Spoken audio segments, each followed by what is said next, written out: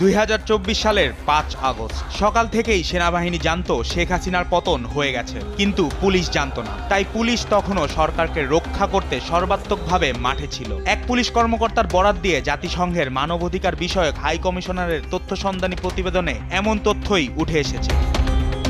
প্রতিবেদনে বলা হয়, বৈষম্য বিরোধী ছাত্র আন্দোলনের মার্চ টু ঢাকা কর্মসূচি ঠেকাতে তৎকালীন প্রধানমন্ত্রী শেখ হাসিনার নেতৃত্বে আগের দিন 2 দফায় উচ্চ পর্যায়ে বৈঠক হয়। বৈঠকে এই কর্মসূচি মোকাবেলার পরিকল্পনা করা হয়। প্রতিবেদনে মার্চ টু ঢাকা কর্মসূচি দমনে বিচার বহির্ভূত হত্যাকাণ্ডের বিবরণ দেওয়া হয়েছে। প্রতিবেদনে অবশ্য কর্মসূচির নাম লেখা হয়েছে মার্চ অন ঢাকা।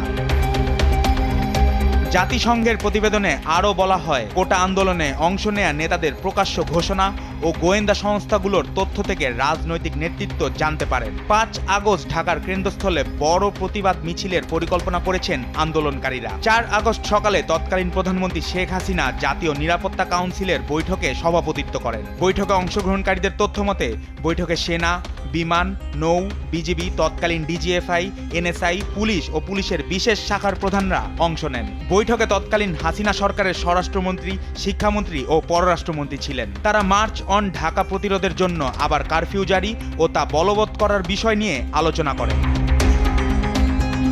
বৈঠকের পর স্বরাষ্ট্র মন্ত্রণালয় ঘোষণা দেয়, কোনো বিরতি ছাড়াই অনির্দিষ্টকালের জন্য কঠোর কারফিউ চলবে। আন্দোলনকারীদের সন্ত্রাসী হিসাবে আখ্যায়িত করে প্রধানমন্ত্রী একটি বিবৃতি দেন। তিনি আন্দোলনকারীদের শক্ত হাতে দমন করার আহ্বান জানান দেশবাসীকে।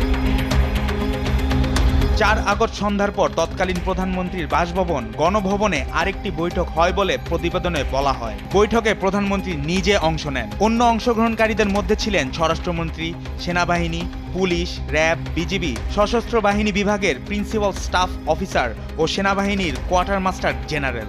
জ্যেষ্ঠ কর্মকর্তাদের দেয়া তথ্য মতে বৈঠকে সেনাপ্রধান ও অন্যান্য নিরাপত্তা কর্মকর্তার ঢাকা রক্ষার বিষয়ে আবারও প্রধানমন্ত্রীকে আশ্বস্ত করেছিলেন। বৈঠকগুলোতে অংশ নেয়া ঊর্ধ্বতন কর্মকর্তাদের তথ্য মতে বৈঠকে একটি পরিকল্পনার বিষয়ে ঐক্যমত হয়েছিল যে প্রয়োজনে শক্তি প্রয়োগ করে বিক্ষোভকারীদের ঢাকার কেন্দ্রস্থলে প্রবেশে বাধা দিতে পুলিশের পাশাপাশি সেনাবাহিনী ও বিজিবি মোতায়েন করা হবে। সেনাবাহিনী ও বিজিবি সাজোয়া যান ও সেনা মোতায়েন করে ঢাকার প্রবেশ পথগুলো অবরুদ্ধ করবে এবং বিক্ষোভকারীদের প্রবেশে বাধা দিবে। শেখ হাসিনার ব্যক্তিগত নিরাপত্তা বাহিনী স্পেশাল সিকিউরিটি ফোর্সের তৎকালীন মহাপরিচালক 5 আগস্ট প্রথম প্রহরে বিজিবির মহাপরিচালককে পরপর 2টি হোয়াটসঅ্যাপ বার্তা পাঠান। সেই বার্তাগুলোই কি ছিল তা জাতিসংঘের প্রতিবেদনে উঠে এসেছে। তথ্য অনুসারে ওই 2টি বার্তায় প্রথমটি ছিল একটি ফরওয়ার্ড করা সম্প্রচারিত বার্তা, যা আন্দোলনের নেতাদের বলে মনে হয়। এতে তারা ঢাকায় প্রবেশের পথগুলো সম্পর্কে আন্দোলনকারী ছাত্র জনতাকে জানিয়েছিলেন। দ্বিতীয় বার্তাটি প্রতিরক্ষা আদেশের রূপরেখার একটি ভিডিও রয়েছে বলে মনে করা হয়। এতে প্রতিরক্ষার প্রথম ও দ্বিতীয় লাইন, একটি তৃতীয় দূরপাল্লার ইউনিট, একটি ব্যাকআপ ইউনিট বাহিনীর কথা বলা হয়েছে।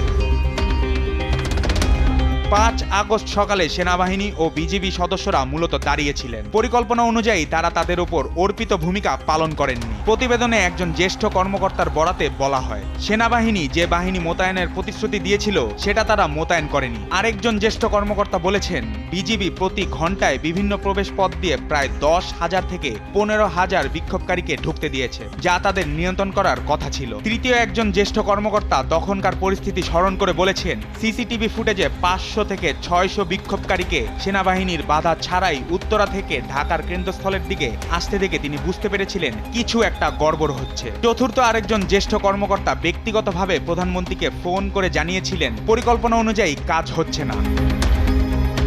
প্রতিবেদনে আরও বলা হয়, মার্চ অন ঢাকা থামাতে বিক্ষোভকারীদের শহরে কেন্দ্রস্থলে পৌঁছাতে বাধা দিতে তখনও পুলিশ অনেক জায়গায় বিক্ষোভকারীদের উপর প্রাণঘাতী গুলি চালাচ্ছিল। পুলিশের একজন কমান্ডার ব্যাখ্যা দিয়ে বলেছিলেন, সেদিন সকাল থেকেই সেনাবাহিনী জানতো শেখ হাসিনার পতন হয়ে গেছে, কিন্তু পুলিশ জানতো না। তাই পুলিশ তখনও সরকারকে রক্ষা করতে সর্বাত্মকভাবে মাঠে ছিল। ক্ষমতায় টিকে থাকতে এভাবেই পরিকল্পনা করেছিলেন তৎকালীন হাসিনা সরকার। জাতিসংঘের মানবাধিকার বিষয়ক হাই কমিশনারের দপ্তরে তথ্য সন্ধানী প্রতিবেদনে উঠে এসেছে এসব তথ্য। নিউজ ডেস্ক, দেশ টিভি।